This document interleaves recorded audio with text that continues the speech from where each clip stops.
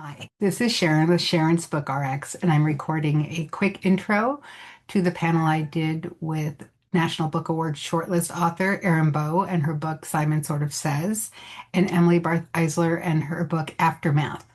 We were talking about books that are about school shootings, and I wish that I didn't have to post this, but we've had yet another one in our country, and it is time to get this video up. I wanted to also point out there are nonprofits that try to help change the culture in this country around guns. The Brady campaign is the main one I support.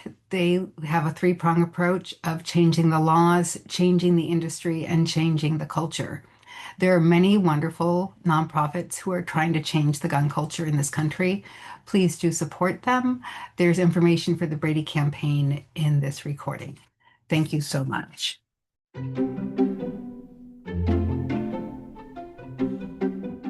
Welcome to Sharon's Book RX. Thank you both for being here. I want to start off by saying, Erin, wow, Newbery honor this year for Simon Sort of Says. That is fabulous. I mean, Thank you. Yeah, there's, congratulations. yes, Yeah, I have no chill about it either. No, you should No, not. Should none. do. Yeah. If you want to feel Don't even ever better, get chill. don't get chill. If you want to feel even better, look at the number of books that were published this year that were eligible. And then realize, yeah, you want to get less chill. No, I don't need to be less chill. Trust me. So thank you both for being here. You both have written books about school shootings, which is unfortunately not uncommon.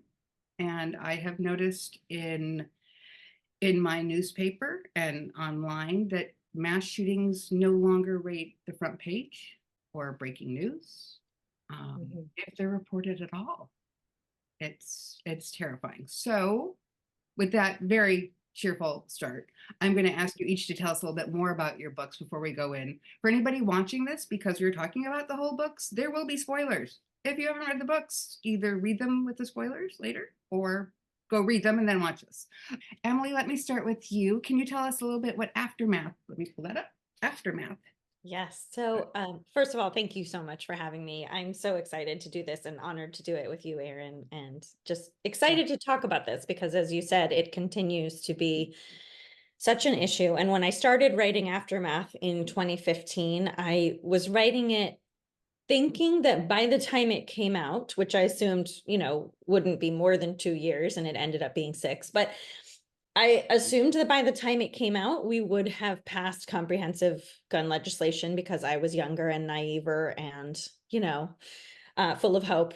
Anyway, so Aftermath is the story of a girl named Lucy who has recently suffered a loss in her family. She's lost her younger brother to a congenital heart defect, and her parents decide that they need a fresh start, but they want to keep their jobs. So they're sort of on either side of Washington, D.C.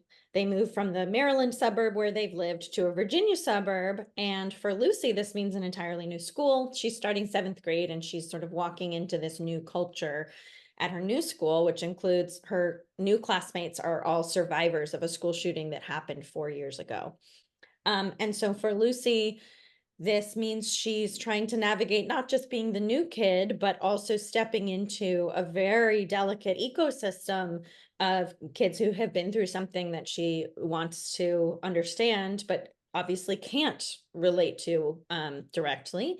And she decides that she's going to keep the loss of her brother a secret because Lucy is a math whiz, a math genius, and she thinks of everything in terms of math and shapes and numbers. And so she immediately starts doing the grief comparison game, and she decides that the loss of her brother isn't the same or even on the same playing field. I'm using a lot of now I'm using sports metaphors. She decides not on the same plane or graph or in the same universe. Let's just mix all the metaphors as the kind of loss that her classmates have experienced, and thus she decides to keep that information to herself. And she takes a mime class after school because her math teacher teaches it and she loves her math teacher. And it ends up helping her make some friends and figure out sort of how she fits into this new school and find some peace and some healing, and that there is always new, there's always another chapter beyond what she's experienced. Wonderful. Thank you. And Erin, could you tell us a little bit about Simon Sort of Says? Which, thank you for somebody who has a list. Not the easiest title for me. Yeah, sorry about that. I guess I wasn't considering that Next time, when think I about it. finally came up with the title for it. Titles are the worst. They're either simple or they're just the worst. All right, so Simon Sort of Says is about a 12-year-old boy named Simon O'Keefe, and he's just moved with his family to the National Quiet Zone, which is a real thing, although the real one is in Virginia and works a little bit differently. I moved mine to Grin and Barrett, Nebraska, my home state of Nebraska, and made it work differently. In the National Quiet Zone, no one has access to the internet or cell phones or TV or radio because there's a giant radio telescope nearby. And the scientists are scanning the sky for faint radio signals, including intelligent life in outer space. And so it's the last offline town in America. And Simon and his family have moved there again in 7th grade, in the middle of 7th grade, to this town with no internet, which for my teenagers would be a deal breaker. The internet goes down around here, and it's the only way to get them out of their layers, right? But Simon is thrilled to do it, and his family is glad to do it because Simon is famous for the worst thing that's ever happened to him. And because we're talking about the context of the book, Simon is the survivor of a school shooting, and there's a very famous photograph of him in the immediate aftermath of the shooting that pops up when you Google his name. And he just wants to leave it behind. So, freed from everyone knowing exactly who he is, he starts spinning different stories about himself. And they're mostly true, but it's also a smokescreen. So, it's the story of, it works sort of like a spiral. It begins like, what has happened to this person? What has happened to this child? Because clearly something has. And about the 1/3 mark, your readers will start to figure it out. About the 2/3 mark, Simon himself or Simon's friends will understand what's happened to him. But it's not really till the very end that Simon comes around to, I think, what Lucy comes around to too, and her classmates, that the worst thing that happened to you doesn't define you, right? Yeah. It will always be part of his past, and it will always be part of his story, and it has an influence on who he is, but it doesn't define his whole existence. And I think both these books, you described them, Sharon, as being about school shootings, but they're actually both aftermath books. They're both about healing. Aftermath, literally, in your case. Yes, exactly. I love how you describe the book as a spiral. That's such a beautiful image. And it's so funny because my next book that's coming out, I describe as a braided challah, like a loaf of bread that Oh, yeah. and I love hearing other authors' descriptions of how they visualize, because aftermath to me is sort of it's like a straight line with these sort of bursts of story. And I love how we have these like visuals sort of how the story is set up. What a cool thing to find out that other people do that. Oh, that is cool to find out. We Yeah. can be little, like, fidgety little people together describing our stories Oh and telling yes, please. stories. Let's. Yes, and Erin, you're absolutely right. I jumped to what you both chose as the defining event, but that is not what these books are about. You're right. It's what the characters, what's happening for them and how they process and their lives. It's sort There of are like, books that are literally about school shootings, and right. I think that that's valuable too.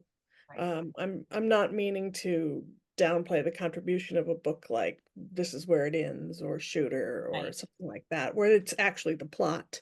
Um, but this is a different book, and Aftermath is a different book. Right, right. Yeah, and very intentionally so, I think, on both of our parts. And I love how these two books make almost like a zipper companion where they sort of are filling in each other's gaps of like you're seeing the other sides. And Sharon, you were saying they're not about school shootings. And that's something I'm sort of constantly trying to figure out how to explain when somebody says, "What is your book about?" Of course, it's one of the first things that comes to my mind, that certainly came to the mind of anybody writing press about the book.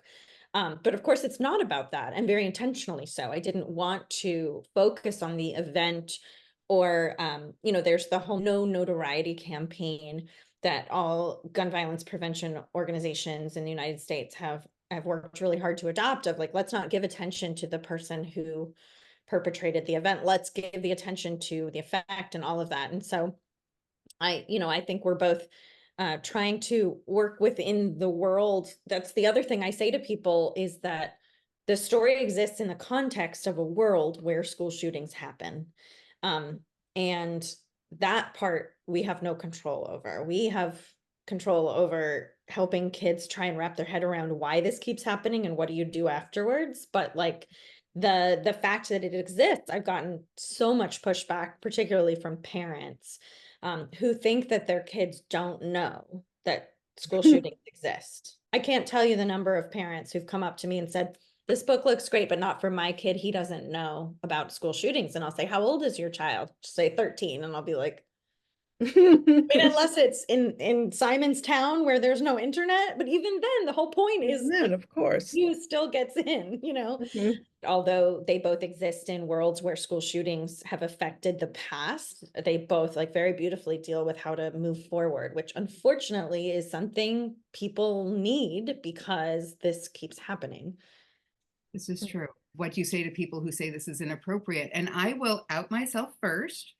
Emily was on my panel for LA Times a couple years ago. So I read Aftermath and I'm like, no, no, a book about a school shooting. Yeah. And that's because I was thinking as a parent, but my children are 27 and 30. They did not have active shooter drills. Right.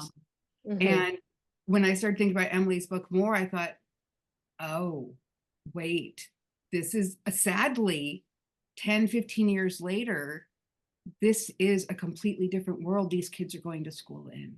They are doing Exactly. shooter drills. This is happening.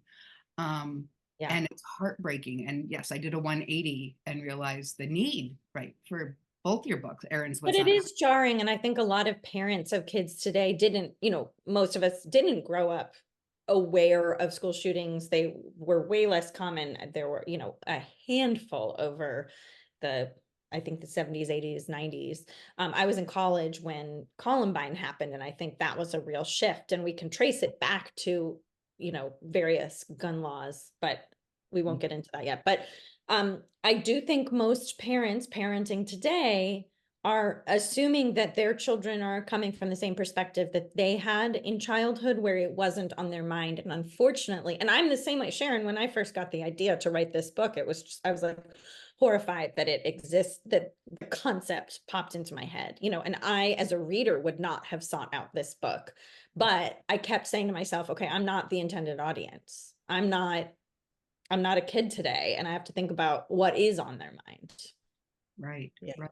400-ish school shootings since Columbine.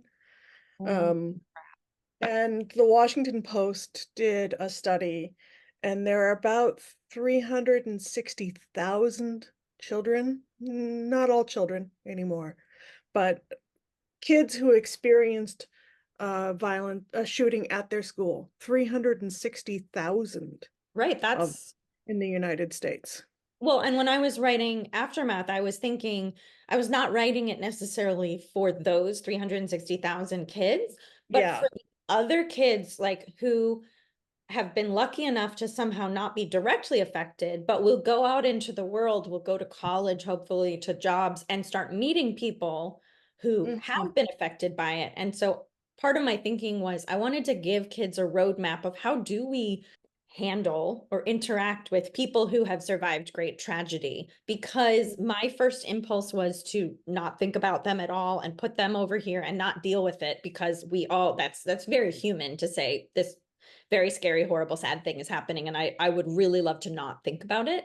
But statistically, we all have been interacting and will continue to interact with people who have survived tragedies like this.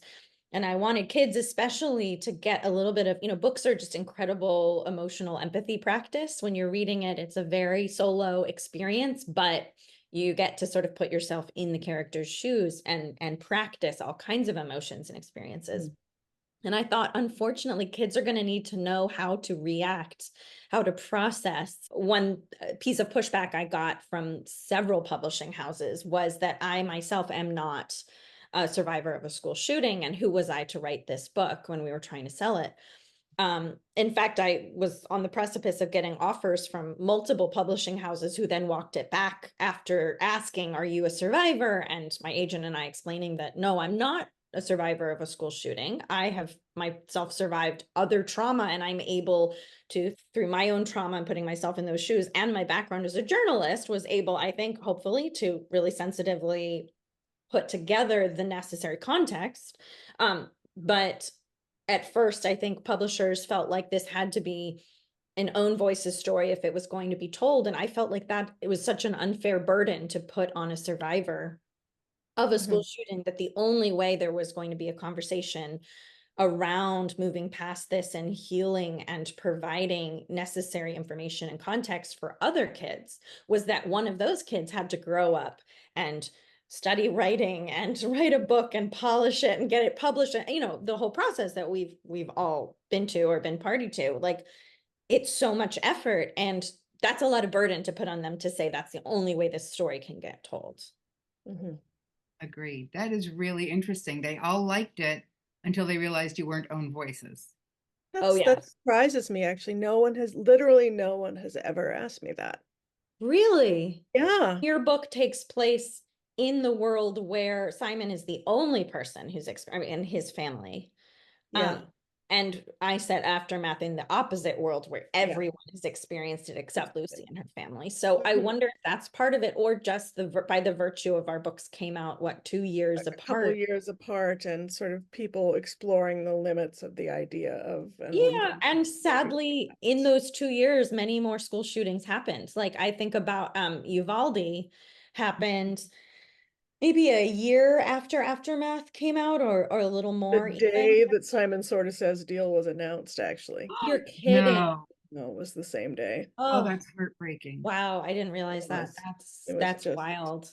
yeah, Yeah, the I mean, Uvalde Aftermath had shooting. already been out for a while, and there was sort of a whole new surge of interest in it. And like I said, when I started writing this book, I thought that by then it would be quote unquote historical fiction. I really had hoped. It was still, when I started writing it, it was still recently enough after Sandy Hook that I thought that was gonna be the thing, the tipping point, that where people would have to step back and say, no, we're never, ever, ever gonna let this happen again. And then I was still trying to sell it when Parkland happened.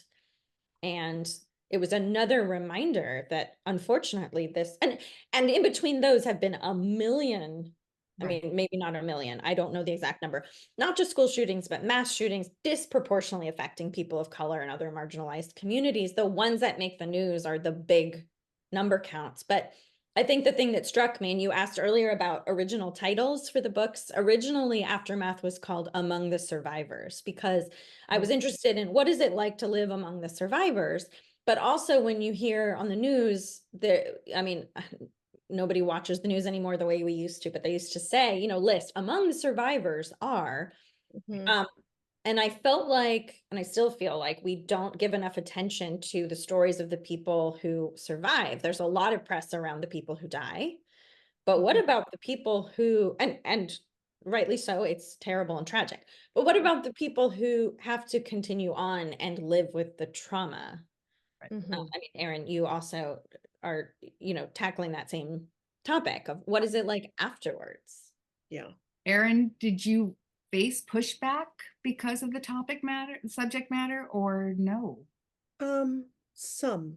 And I think there are a lot of people who are reluctant to pick it up, just as you were describing reluctant to pick up Aftermath. It's like, I don't want to read a book about a school shooting, and I can't imagine that children want to. And I understand that. I do. I worked with a really good editor for my next to last book, Stand on the Sky. She was brilliant. She had an option on this book. She liked it a lot, but her children were exactly the age of Simon and Agate and Kevin, the children in my book. And she's like, I don't think I can spend 2 years doing this. And I'm like, I heard that a lot too with Aftermath. That's yeah. the pain. Particularly when querying it to agents, because I changed agents Mhm. before while querying it, and I got the same feedback of people being like, this is so important, but I can't handle it. And Can't do it.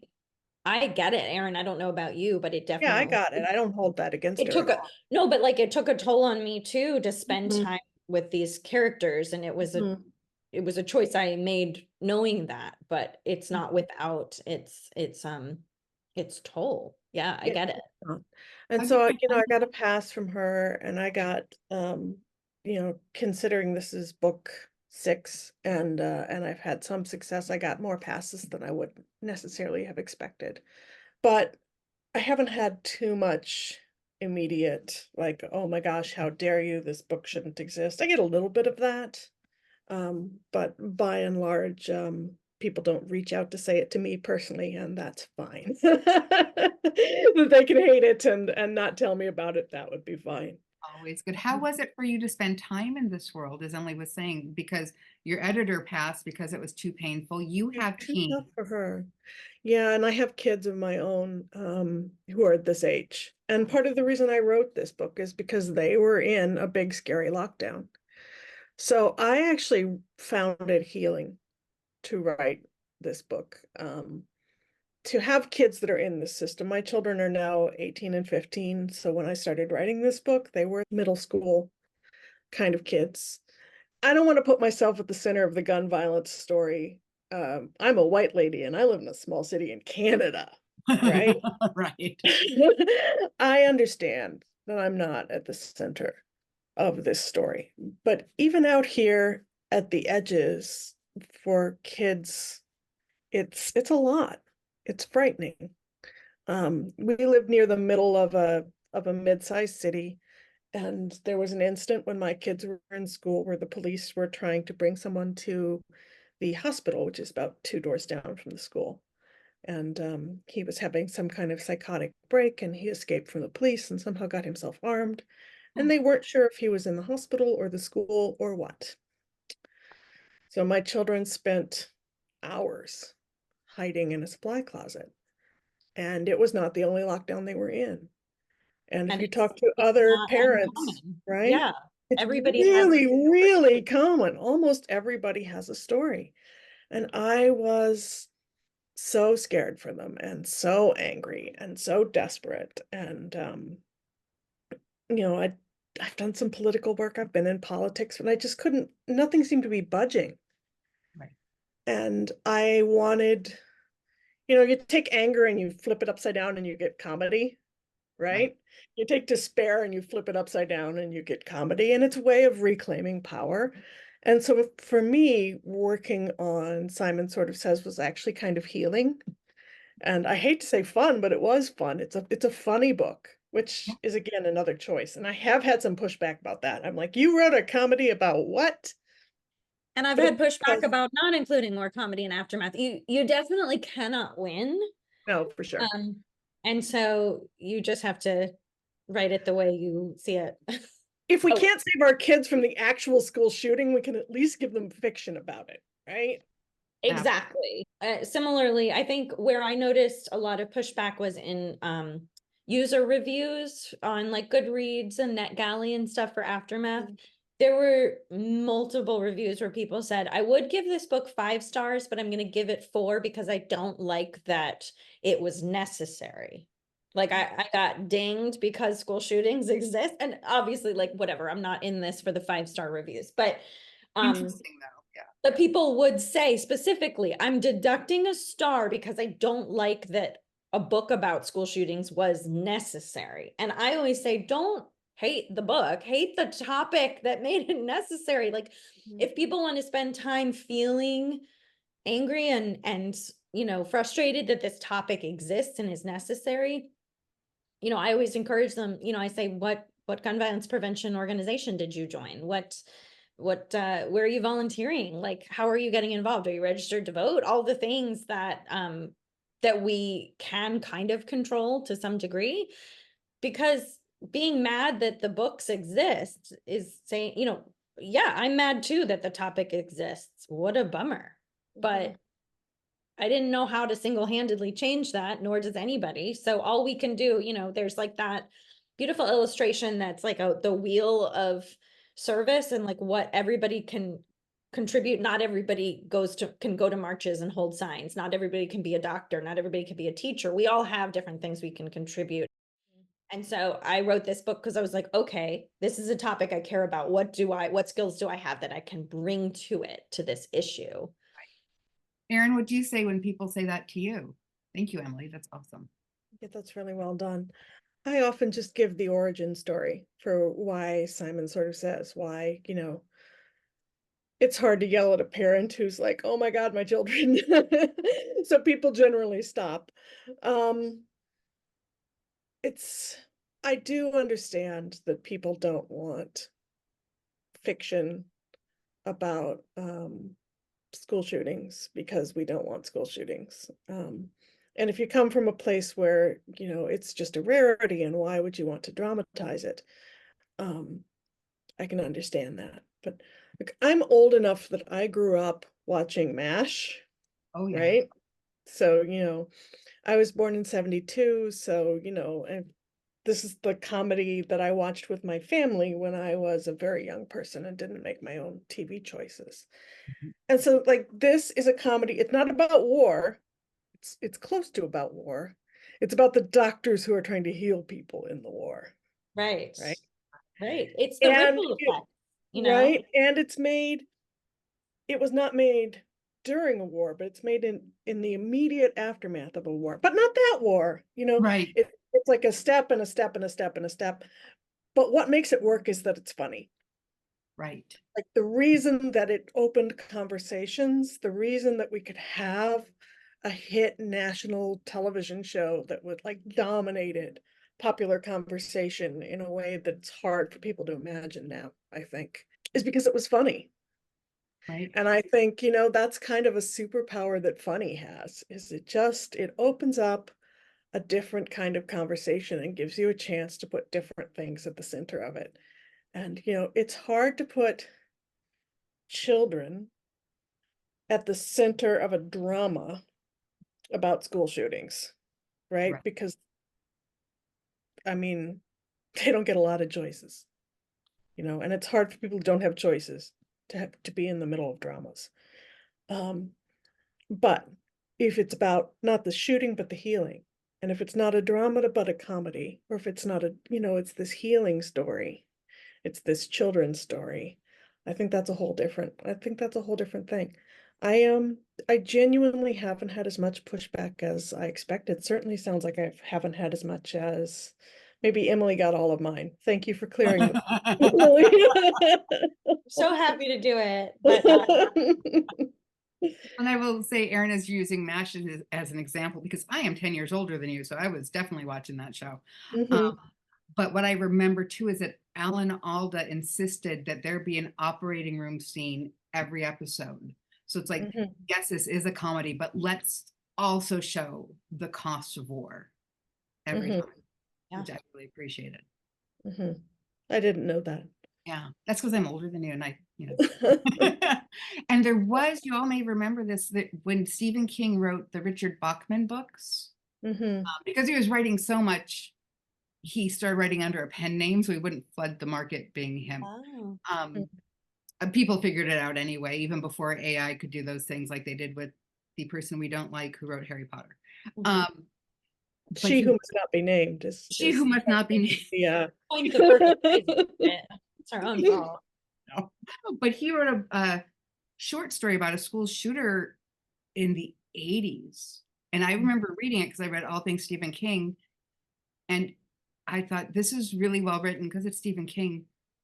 And somehow he's making me feel sympathy for the shooter, and I don't like that. And Mhm. since we have had all the school shootings, he has said that story will never be published again. He regrets it. Yeah, that was one thing that Erin, I don't know what your experience was like along the way, but I was lucky enough to have sensitivity readers and other consultants from gun violence prevention organizations and survivors to read Aftermath and give feedback about not just was it working for the story, but is this helpful to the movement at large? Like I wanted to make sure that the book was giving a productive and helpful addition to this discourse. Particularly for the very malleable young minds of the next generation.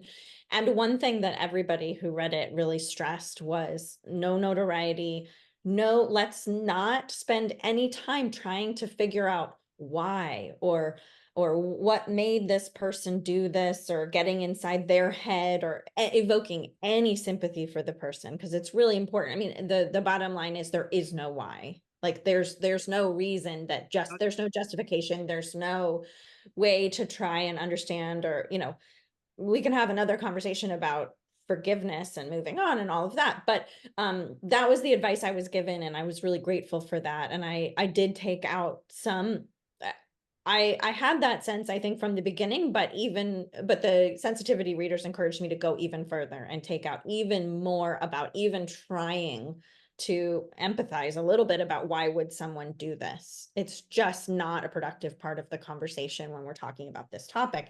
And it is interesting to see how that's changed. I mean, I think I can't believe I'm citing this, but one of the influential pieces of media in my teen years was One Tree Hill. Maybe I was in my 20s when it happened. They did a school shooting episode, and it was wildly sympathetic to the shooter.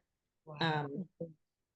And as well as showing the wreckage. But I remember watching that and thinking, feeling sympathy and empathy for that person. It's such a complicated situation, but I think, it's helpful to be able to focus on the healing, and then if people want to talk about how can we prevent this, the legislation, the grassroots movement, the voting, the things that we can control. I talked to a handful of school shooting survivors who generically don't want to talk to people. But there are a few who have written essays and books and have been interviewed, so I consumed quite a few of those. I talked to a couple of them in person. And then I had some people once I had a draft who read it through.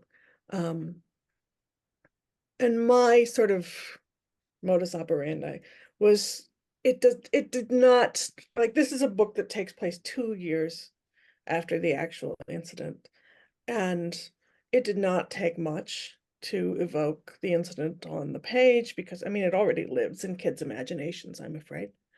And so there's half a page that Simon describes what has happened to him to each of his friends separately, and they're both about half a page scenes, and there are a few more details here and there, but generically I just tried not to put any of it on the page, enough that you can tell that something happened to him, and so that you don't feel like he's holding things back or that there isn't like a mystery about it, but very little in the way of I love detail. the description you wrote about him looking at the photograph of him and how he sort of sees it in the third person, and something about like Yeah, it's a photo, so his lungs don't work and I have to tell him how to breathe or something. It just, yeah, ooh, it's so powerful and so perfectly done. It's like it's just the right touch to evoke the feeling, but not, you know, go too far, or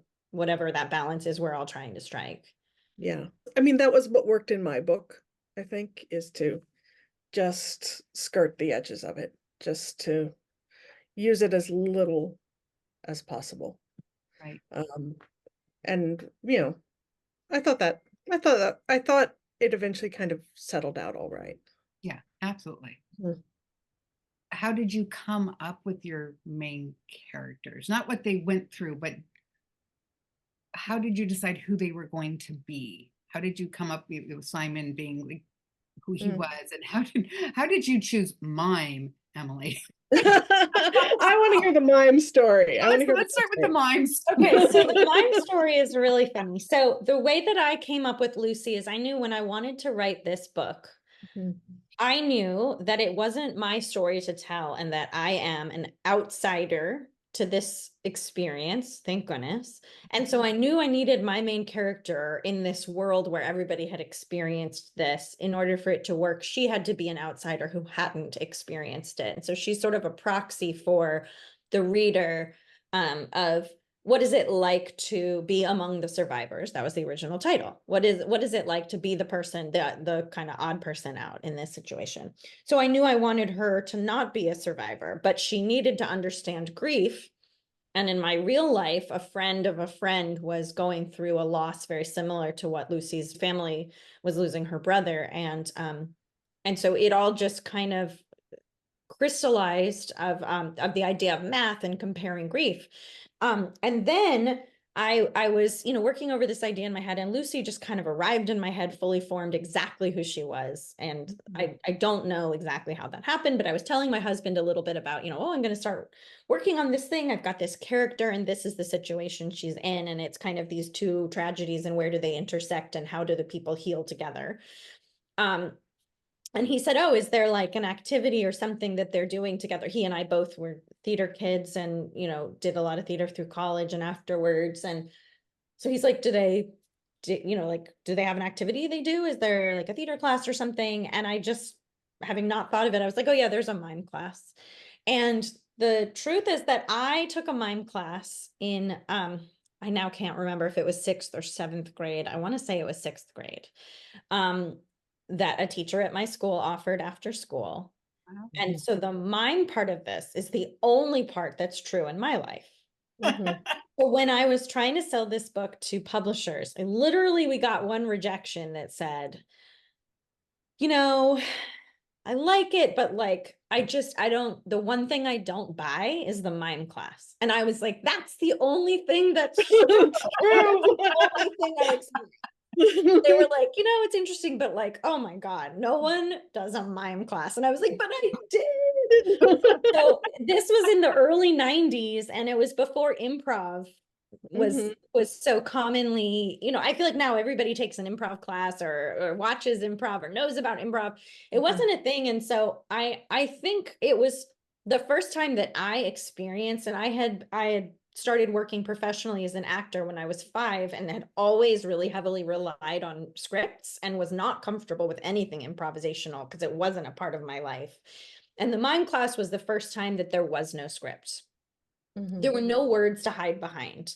There was no plot already out there. So it was really my first experience with improv, but also the idea of when you take away the words, I felt so lost. And I think that's the reason I thought mine would be a good fit for these characters, not only because it required them to make up their own stories, and we got a little peek of how their minds worked and what they were thinking about, but also because there were no words. And these were kids that I imagine in this very flawed reality, there's also some sort of some idyllic reality that I created this world where they'd all been through this horrible trauma. But one of the side effects is that talking about your feelings was normalized, therapy was normalized, mental health was normalized. Talking about these kids have been, bombarded with lots and lots of words and healing and talking and listening. And I was like, well, what if we take away all the words? What's left? Oh, that's lovely. Love it. That is I great. love you said there's no script, and that's such a lovely thing to say, because there really isn't a script for Right. dealing with this kind of intent. Well, any trauma Yeah, really and I was a really robs you of your anxious, scripts. yeah, I was a really anxious kid who really clung to the idea of scripts. I mean, Mhm. literally and figuratively, but somewhat literally in my life. Mhm. I was so anxious and so shy, but I loved being on stage because there was a script. It was Told you predictable. what to say. It was like, people were like, how does that work being a shy person and an actor? I no longer identify as a shy person, but as a kid, I really was cripplingly shy.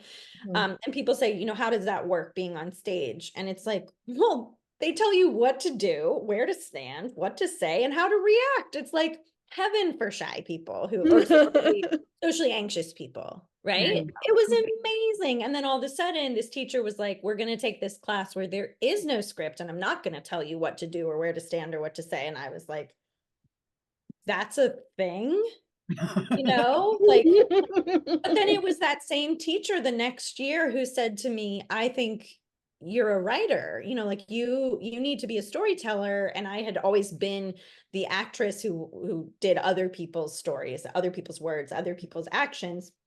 And he said to me, he's like, I think you really are a writer and you need to write your own story. And he saw something, obviously, that I needed. I don't know. I mean, I don't know why he chose the mime class, but like between choosing the mime class and then also pulling me aside to say, you're a writer, he obviously saw that I was so comfortable with and really leaning on being an actor as sort of a puppet of like, I don't want to have to make any decisions, and put the power back in my court. And that's so much a part of this book. And he's the inspiration for the teacher in Aftermath, Mr. Jackson, who also, sort of occupies that same space for Lucy and says, I think you have something to say, and I want to hear it. And I think the right thing to do when times are hard. And I think you have a good heart, and all of the things that he says to her that she needs to hear. That's splendid.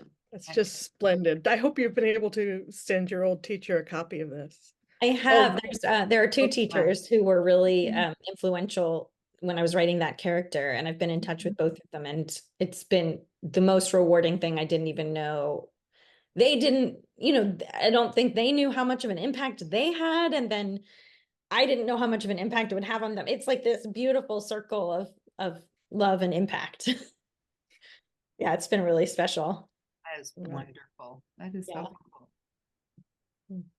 Okay, now we're all just verklempt, and I We're all can't. just kind of like teachers, man. I love them. Aren't they the best? Oh my God. And we don't, I mean, like Captain Obvious reporting for duty here, but we don't pay them enough. No. And we don't respect them enough. And I mean, without getting into detail, I saw both sides of it. I had those two really wonderful, influential teachers and a few other teachers who were really wonderful. I also, unfortunately, in high school was physically abused and assaulted and bullied by a teacher. And so, I'm so sorry. oh, thank you. But Oh, I think in that way, I saw, in hindsight through therapy, a lot of the power that teachers and grown-ups in charge have, and the choice or the ability to use that power for good is so powerful. And it only enhanced for me the gratitude of the people who did use that power for good. right. Um, everybody, people have their stories and their messes and their reasons, hurt people. So whatever. I mean, I feel like now I'm trying to explain like why a school shooter does what a school shooter Oh, yeah, does. no, no. There's no, I don't know. We don't, it's when people do bad things, sometimes it's not for us to try and figure out why. But I do think the juxtaposition of those experiences in some ways really allowed me to appreciate the good influence even more. Not that I'm like glad it happened, but here we all are. I mean, we're all just making lemonade, right? That story is also sort of the background impetus for me wanting to write Aftermath about like, how do you heal from trauma in a place when school is supposed to be a safe place? And you Right. find out it's not a safe place, whether in the book, it's because there was a school shooting. In my own life, it was because there was this person who, badly mistreated me. But whatever it is, you find out that there's supposed to be a safe place. It's not always a safe place. How do you move on? You look for the helpers, like Mr. Rogers said, there's always another adult in the room. And similarly in this book and in my next book, in both cases, the parents, for whatever reason, are not able to give the main character the guidance they need. In Aftermath, Lucy's parents are grieving the loss of their son. and they're hurting so much, they're really not able to be there for their daughter, who's also grieving her brother. And I think they don't even realize at the beginning that they're not there for her. And by the end, they realize they're not there for her and that they're limited. There's only so much capacity as humans they have. But what I really wanted to emphasize was that there are always other adults, not all of them, but some of them. You have to look for the helpers. I think a lot of middle grade books, and Erin, I loved this about Simon Sort of Says as well. There are some middle grade books that present a problem and then a bunch of scrappy kids get together and solve it on their own without adults. And that's great if the problem is a missing kitten. But when we present kids with much larger problems, I really, really think it's important to show that they still need adults. And if the adult in your life is not able to give you the kind of support you need, look for another adult who could give you that support. Like, look for the helpers. In this book, it's a teacher. In my next book, it's, for the character Rosie, it's her grandfather who's able to kind of be the parent she needs in the moment when her parents are not parenting her. So sorry, that's a big tangent, but I do feel like it's an important job. We have so much influence sometimes as writers, and adults can be flawed, but I want to show that there's always another adult that you have to look for them. And I was lucky to find some. Right. Simon Sort of Says is full of really quite splendid grown-ups, including Simon's parents. So they move him across country. They move him to Nebraska to find the only theoretically safe place for him. That was huge. Yeah, huge. Yeah, they up and move sticks. It's yeah. And there is some conflict between, like, Simon wants to deal with his past on his terms, and his parents have ideas about how he should deal with his past, and they don't always align. And there is some tension. But his parents are really doing a pretty splendid job. And as with Emily's characters, it's very clear that everybody has been through, he's been through a lot of therapy, that he's had a lot of help. There's a lot of it on the page, like he does a lot of breathing exercises on the page. And then there's a guide dog puppy that kind of again helps him heal and come out of his shell. But yeah, my other books have been, I have a couple of middle grades, but I've written a number of young adult books. And young adult books generally have either dead parents or parents who are somehow estranged, because look, I have a 15-year-old and an 18-year-old, and if they were threatened by the evil government, I would just like jump between them and the evil government, which doesn't make for very good drama. So when children are trying to take action on the big stage in the world, you have to take the parents out of the situation. But when slightly younger children are trying to find their way in the world, and particularly, as in Simon Sort of Says, a realistic, although slightly farcical version of the world, I think it's good to have parents there. Yeah. So I was glad to be able to do that, just for the change. Right. I like them both. I like their relationship with each other quite a bit. Yeah. Yeah, They're fully fleshed out. Thank you so much. You're Versus very welcome. dimensional parents. Yeah. I've certainly done it the other way too, but it's, middle grade is a different space. Absolutely. And for someone who's trying to get through something that could realistically happen to a child, or just as a model for it, I mean, I really believe that Lucy kind of brings up some of this in Aftermath. There's this, like, are these two sufferings like on the same plane with each other? It's like, are these two infinities of the same size? I don't believe in, like, the suffering Olympics. I don't think you have to, like, qualify to have trauma by having the right horrible thing happen to you. And I know that, like, trauma is really common in children and teenagers, and PTSD as an outgrowth of trauma is really common. It depends on who you talk to and how you count, but something in the neighborhood of 20% of young people develop at least one serious episode of PTSD in older children and adolescents. So that's 1 in 5. That's a lot. A lot. Yeah, I Um, believe that, and also wonder if it's even more than we know, if it's an even greater number. yeah, yeah. I mean, truly, it does depend on who you talk to, and there's every reason to think that it's undercounted, Right. right?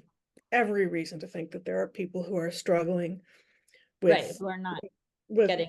the fallout from trauma that they can't even acknowledge or speak about. Right. And I Um, wondered even more so post-pandemic. Right. Right. Which is a trauma in its own. Right, a Mhm. different kind of trauma, but it's strange how these books that are both about sort of healing from school shootings can lend themselves all too well, I think, to kids reading. Every kid reading this now has been through some kind of trauma because we've all lived through the last several years, Right. Mhm. and so even if that magnitude is not the same, it's, I think, even more necessary, and kids maybe have even a little bit more of a roadmap for what that feels like.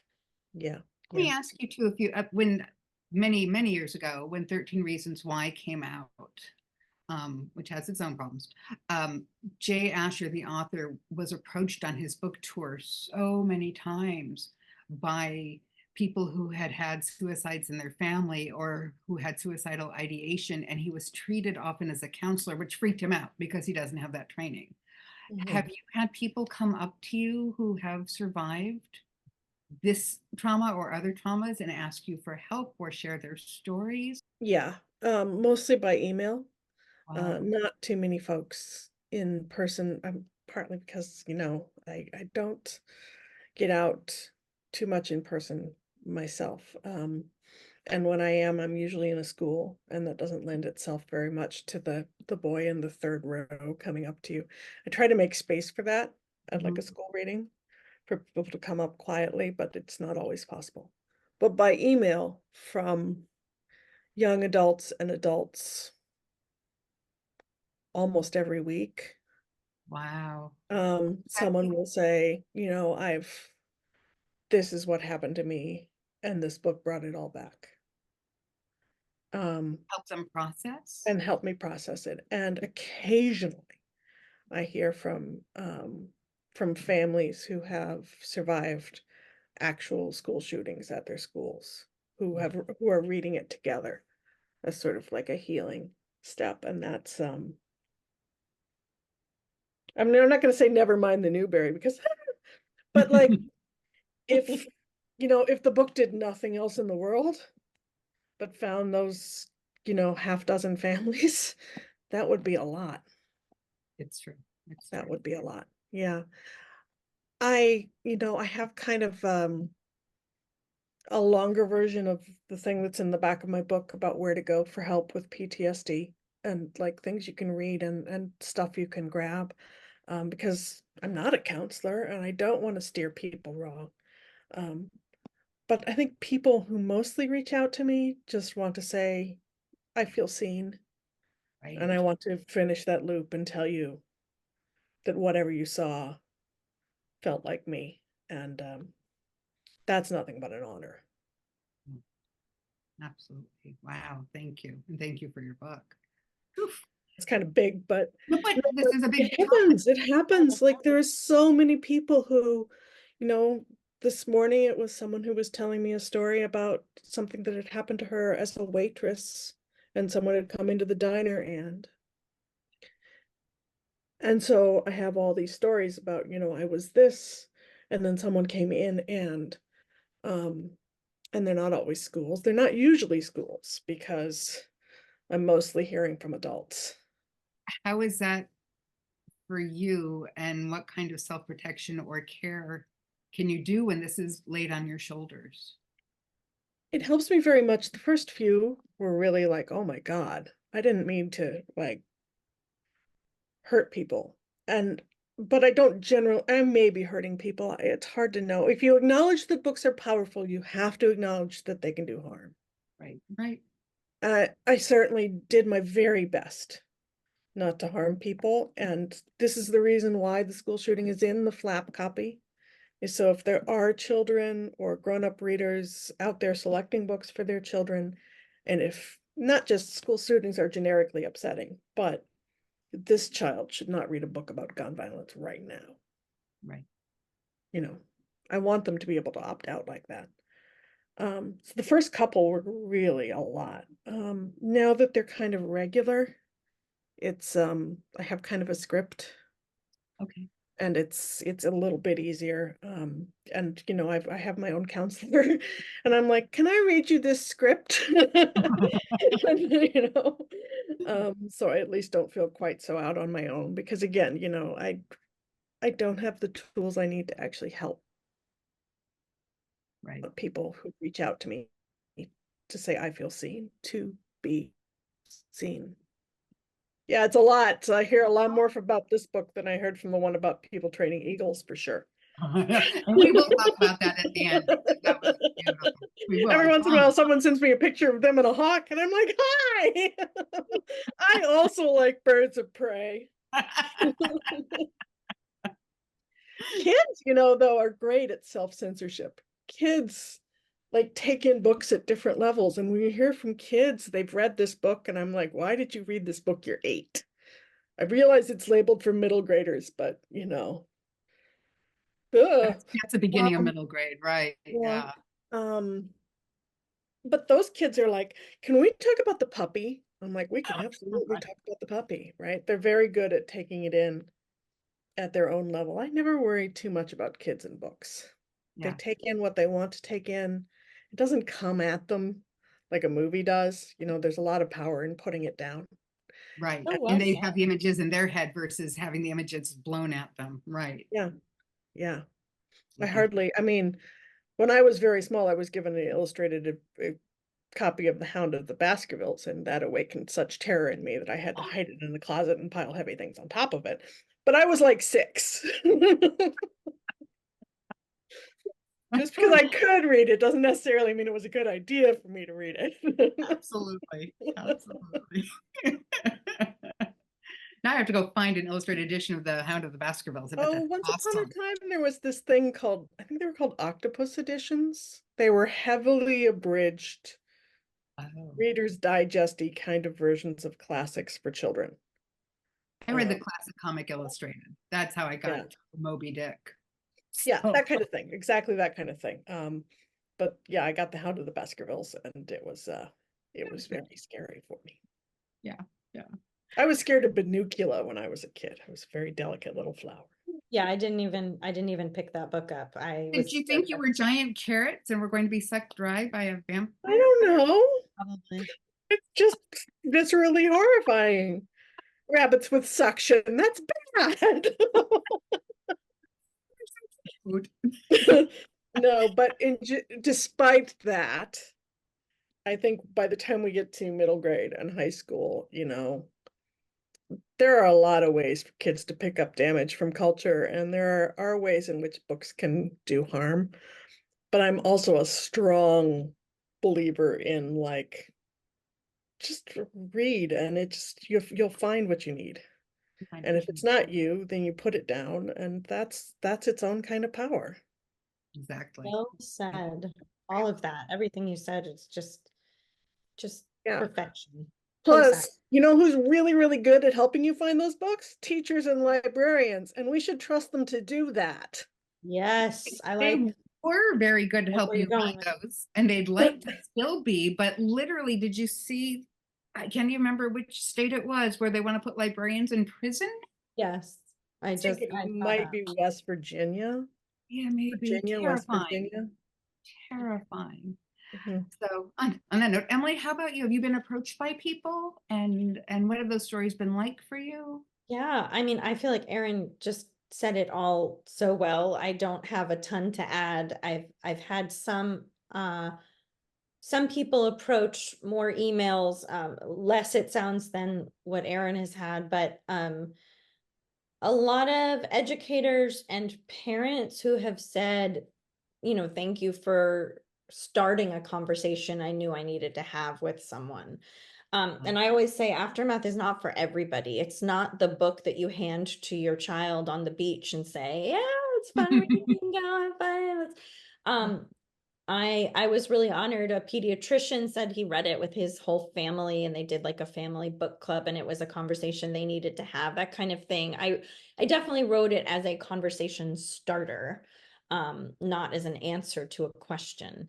And so I'm honored when people say, you know, they found it helpful in that way. And you know, I've worked a lot with teachers and survivors who, you know, were able to say, yes, this rings true. People who've read it who said, you know, they've lost various family members to this. And I somehow have avoided, Erin, I feel like sadly you're getting all of the trauma dumping. I have not experienced as much of the people telling me their stories. And I can't imagine how hard that is. I wrote the original draft of Aftermath in about a 3-week period, during which, for whatever reason, I didn't have a therapy appointment. And then remember, you know, later making a therapy appointment and being like, gosh, I am so like down and I don't know why. And so ever since then, I've like really made it a point to look for the helpers myself and indulge in, not indulge, but like be supported in therapy and be a little more realistic about, you know, what it's like to sort of live with this subject matter. And there's a reason why people want to look away. It's hard. And again, the book isn't for everybody, and not everybody needs to write this kind of book or read this kind of book or whatever. But I knew it needed to be out there for the people who needed to find it. And like you said, I mean, it's all about the teachers and librarians. I do hear most often from teachers who say, they're not saying my entire class read this book. They're like, hey, I have 2 students who really need this book, or I recommend. A librarian just said to me the other day, oh, I just recommended your book to a kid and they really needed it. And you know, like Erin was saying, that's the really crazy rewarding experience. That's the why. And it's funny because I'm about to publish my second book. I'm, you know, many books behind you, Erin, in this journey of publishing, but I'm about to publish my second book, and it's easy to get stuck in all of the, you know, is this book going to be on this list or reach, you know, this organization or this accolade or this award or get a star or whatever it is. And then you have those moments where one kid or one teacher says, this book helped me, or this book helped a student I have. And you have to be able to bring it back to that and say, okay, that's why I'm doing this. Like, who are we writing for, right? I mean, I always say I am 100% writing for kids and their parents or teachers, because I think middle grade books can be a wonderful way to start those conversations. And I do hope that adults are reading them as well and having conversations with their kids or their students. But the real central audience has to be the kid. And it is always a beautiful reminder to, like, it's a centering experience to be like, oh, right, okay, that's why we're doing this. Cool. And speaking of kids, you 2 are science and math nerds. Now, I'm married to a nerd. I love nerds. I'm also a nerd, but not science and math because it's technology and we are not friends.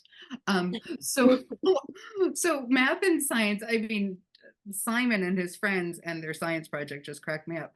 Do you both find comfort in that? Emily, like, you were a journalism major, you weren't a math major. Erin, you have a book coming out, or you have a book on science poetry? Oh, it's out. Yeah, It's it's out? look, I show and didn't tell. know that. Show and tell. Let's see. It's called A Oh, Knife So Sharp Its Edge Cannot Be Seen. Different author because that's my maiden name. I've been publishing poetry a long time. So wow. yeah, it's kind of, the central trope is about radiation physics. So Well, yeah. those of us who can only spell those words but know nothing about them, understand your poems. Sure. No, I don't want these to be poems. You're going to get me off on a whole different soapbox. I And did want you guys, both of you, to talk about math and science being central to your books and how that was a comfort. So go ahead, Erin. We pushed no, the my button. short speeches, I don't want poems to be written for, they're not supposed to require an MFA. And they're certainly not supposed to require a physics degree. I want a poem that you can read once and understand in that reading, but that would perhaps, if you went back and back and back to it, became something deeper or richer or different, something that would support that kind of reading. But, a magic decoder ring poem does not appeal to me at all. So yes, I do hope my poems are readable, which is kind of like meat being food grade, but people often tell me that they're readable as if it were kind of damning with faint praise, but I'll take it. Yeah. So is it your love of science that gave you the subplot within Simon? The subplot within Simon. So once upon a time, I was actually trained as a physicist. I was specifically trained as a particle physicist, who are the people who like crash things together and create, new conditions and then figure out from the disaster, like what's happening. Yeah, my ideas for novels are often similar. They're like, I think I have one idea and I'm kind of trying to make it work and just poking at it a little bit, but it doesn't actually come to life until it crashes full speed into another idea. Oh, I love that. I do too. And I feel the same. Yep. Right? I don't think it's terribly like there's a certain like Frankenstein, like you sew all the parts together, but you also need the lightning, right? Yes. And the lightning for me usually comes in the form of some other out there idea. And so like for example, I just wrote a Two Talking Animals on a Road Trip book for much littler kids. And I couldn't make it work until I'm like, you know what? The road trip could be the Odyssey. Oh my Right? God. So the Two Talking Animals could also have like sirens and the Cyclops and stuff, right? Wow. So Love it's it. like, it sounds like it's an idea, but it doesn't actually work till you hit it with another idea. And in the case of Simon Sort of Says, one of the colliding ideas was a long form article I read about the National Quiet Zone. And so I started thinking, I already kind of had this, like the thing with my children in the lockdown had just happened that week. Whoa. And I had this book kind of not doing much on the back boilerplate that was about, it was a comedy set in a funeral home and it wasn't working. Wow. So it's the collision of those things is what worked, is what made it come together. And so that's why the subplot. That is Speaking of children. hello. Hello, I'm gonna be on offspring. national television offspring. You're famous now. We're famous now. Oh no. Oh no. I've apparently been out in my writing shed too long because someone my has goodness. tiptoed barefoot across the That's so snow. nice, Where though. are shoes, young person? Wow. That's The fact that your really offspring seek you out Yeah, at this that's what I'm age seeing. Yes. is huge. Mine would be like, oh, you're gone. Awesome. awesome. Don't come back. It's okay. I'm having fun on my own in the house. Also, I want a writing shed now. Oh, my writing shed is amazing. So Love we put we put the Ethernet out here during the pandemic. It used to be offline, and I do miss being offline all day. there is I that. miss the peace and the concentration of that. Yeah. Your own quiet zone. My own little quiet zone. We call it the deep shed. Sometimes I get deep work done, and sometimes I'm just in deep shed. That's where my mind went immediately. I love it. Oh, I love it. That's not where my mind went, but then once you pointed it out. But then I can guide it over there because I write for middle schoolers, right? Yes, and I have the brain of a 13-year-old. I absolutely go there. There genuinely is a branch of math about infinities and what infinities are equal to other infinities. And when I was Yes. reading your book, I was thinking about that. I was like, countable versus uncountable infinities, and which infinities are bigger. Because Lucy has this notion that her grief doesn't count beside her parents' grief Right. and beside the grief of her classmates. Right. That somehow it's lesser. It's not on the same plane. It's not the same thing. Yeah. I mean, I am definitely not a mathematician, nor am I trained in math. I took math up through calculus 2 in high school because I could. And I really loved math in middle school the most. Algebra, geometry, that stuff made a lot of sense to me. And once we got into some of the more theoretical parts of math, it honestly confused me to some degree, things that weren't tangible, but the inspiration for the infinity part of the book. I mean, Erin, the way you just described like having two ideas and crashing them together is so perfectly spot on and similar to my experience. But I knew I wanted Lucy to be a math person and that she was seeing the world through equations and she's looking for absolutes, looking for equivalencies, looking for answers.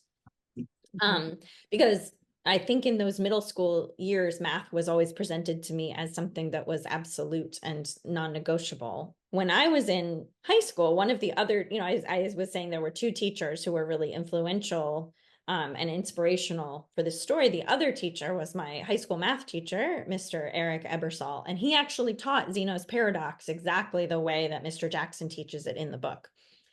And I remember having a visceral experience as he was teaching the concept of infinity and the idea of you take a step and then you take another step and you're always halfway towards your destination. And I found that devastating. I was so emotionally affected by that concept. And that reaction was kind of twofold because it was the first time I saw math as being poetic or artistic. People were always telling me, because I was a musician, people were always saying, oh, math is music and music is math. And I understood that in the very basic, if you have a 4 counts to a measure in each of the beat and you have half notes and quarter notes, I understand how that part is math. But that was the first moment that I understood that math could be this absolutely beautiful, poetic, musical, mysterious, way of looking at the world. So there was that part of it. But then there was also the other part where it was the first time I had such an emotional reaction to something and obviously he did a good job. Like the concept of infinity is terrifying. The idea that there is no end, there is no limit, there is no answer, there's no, like, we're all on this journey and we think we're going somewhere and you never get there, So, so as soon as I remembered that and decided to write that into the book, it all kind of clicked into place. And the idea that Lucy and her classmates have all experienced the opposite of infinity, in terms of watching people that they care about die. And what a stark contrast. And then when their math teacher is trying to explain to them the idea of infinity, they're all like, oh, no, I trust me, it's not there. I've seen the opposite. I've seen the end. I've seen the finiteness of the finality of life. And for them to understand that even amidst, it's just like the perfect metaphor, it writes itself. Like amidst all of these finalities and all of these realities, there is also this beautiful infinite, whether it's friendship or love or grief. The idea that there are things that endure even when other things end just felt like the perfect mathematical poetry for Lucy. And it took, this girl looking for a really concrete answer and forced her to look at life's ambiguities and uncertainties and to sort of make peace with that. And I don't know, I just think math is so beautiful. It's so elegant. There's the play Proof. I don't know if you guys, they did make it into a movie, but I first saw it as a play. And they talk about the elegance of equations all the time in Proof. And the proofs are elegant. And I just remember thinking that, like, yeah, that is so beautiful. Math is just, it's beautiful. It's art. It's beautiful. It is beautiful. Yeah, and so the I'm just a zero fan. and the infinity connection, because one way to think about infinity is to think about dividing by 0 and that kind of broken moment in mathematics.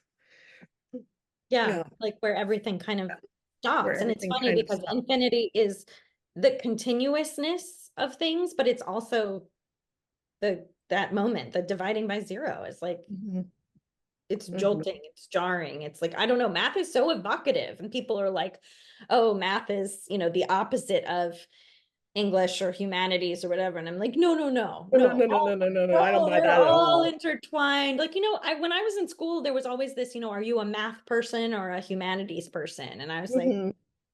can you not be both? Don't you see how they're all on this spectrum together? Or it's not even a spectrum, they're all like they're woven together. They're all like a tapestry. We use language to communicate. Math is similar in that um it's everywhere. And it's funny because I didn't realize that like there are people who don't pick up aftermath because of the school shooting stuff, and probably just as many people who see that it has the word math in it and go, oh, math. And I'm like, really? Are you going to just avoid the subject of math and numbers forever? I love that. Thank you both for that. I'm going to wrap up this part. Oh, I do want to ask one more thing, and I'm sure because it sounds like Erin is also, a nerd who reads the back matter. Back matter is my favorite. Emily, you have a genetic link to gun control. Do you want to talk about your grandfather for a moment? Sure, yeah. My I never got to meet my paternal grandfather. He died right before I was born, and that I think is also sort of the genesis of the seed and aftermath about grief and what grief are we quote unquote entitled to have.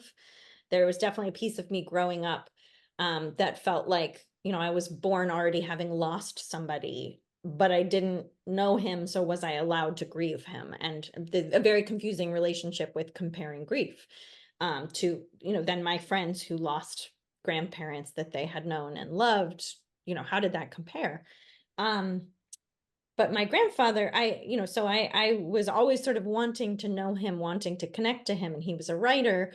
And as I got a little older and understood his writing, he was an editorial writer for the Washington Post for over 30 years. And he wrote specifically about what they then called handgun control in the 60s and 70s. Um, After the assassination of first Martin Luther King and then the Kennedys, he wrote, I think, 77 consecutive editorials about gun control, the need for gun control, which in turn, this was a time when presidents and people in power looked to the wise voices of the people writing editorials for papers like the Washington Post. And my grandfather's editorials actually did convince President Johnson to sign the first piece of comprehensive handgun control.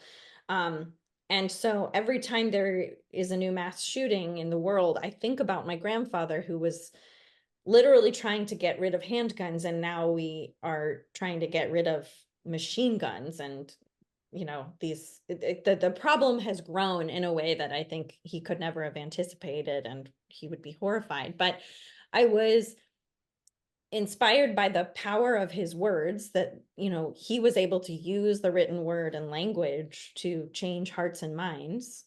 So that was always inspirational to me in terms of like, what does it mean to be a writer? What does it mean to have a platform and to have a little bit um, of influence? Or I feel like the word influence has been co-opted and changed, but to have a platform, to have the ability to, I have so much privilege, and what am I doing with it? So I knew that when I wrote a book, it had to have some kind of social value that I, could impart or try and open kids' eyes to. I knew that was important to me from that example. But also, I always wanted to write a book as a connection to my grandfather. And since he left behind such an epic body of work, it was easy to find out sort of what was important to him. I think where um, I had written previous books that hadn't sold, that my agent had taken out and had, for one reason or another, never made it. And this was the first book where I said, I have to find a way to get this out in the world. This is a topic I believe in, and I'm not going to put this book in a drawer. Like it's an issue that matters to me. So I don't know. My grandfather, Alan Barth, is a big piece of this, despite the fact that we never actually got to meet. If anything, his legacy lives on. And I just, was raised with the idea that we have a responsibility to use whatever privilege and power we have for good. And that's 100% from him. And I'm so grateful, you know. He'd be so proud. I don't know him, but I can't imagine that he wouldn't be, so proud. I think he would be, and I'm proud of him, and I'm honored to like, you know, have that little bit of a connection, and even 1/100th of a percentage of the kind of change that he was able to make. If one person understands this issue a little bit better because of my work, what a gift. Let us talk really quickly about Stand on the Sky, Erin's book from 2017. Beautiful. It's beautiful, isn't it? It's, Oh, well, what- yes, I mean, the cover is 20 stunning. yeah, yeah. Gorgeous. Yeah, I And actually have the paperback with let's see, me. different cover. Yeah. Oh, I like that too, but it's different. It's so It is. so cool. Wonderful. Yeah. Could you it give is. us your elevator speech on this? My elevator speech for Stand on the Sky. Stand on the Sky is a book about a Kazakh nomad girl named Aysalu in contemporary Mongolia. So cell phones and motorcycles, etc. But she lives with her family as a nomad, meaning they move their encampment to follow their herds throughout the year, and they live outside of the city in a fairly traditional way. And one thing that's a big deal in her culture is training with eagles and using eagles as partners in hunting. Um, Mostly only boys do it. For the last few hundred years, it's been passed from father to son. But historically, once upon a time, it was a woman's art. And now, in contemporary Kazakhstan and Kazakh Mongolia, there are girls and boys learning to train with eagles for the very first time. So this is a story about one of those girls. And she and her brother are out having an adventure when they accidentally kill an eagle. And her brother is injured. He breaks his leg. And it turns out that he's sick. They have to take him away to the hospital.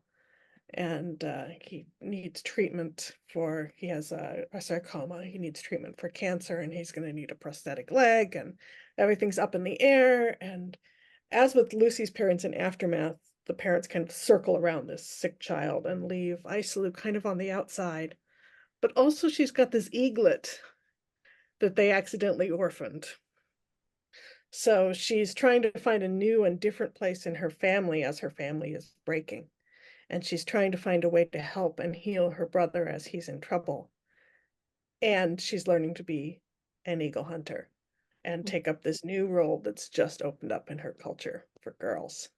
And by eagle hunter, let's be specific. She's hunting with eagles. She's She's not hunting hunting with eagles. eagles. Right. Not right. hunting eagles. So it's very cold in Mongolia in the winter. And one of the ways that nomads make that work is to herd animals in the summer and hunt for furs in the winter. So to hunt for winter rabbit and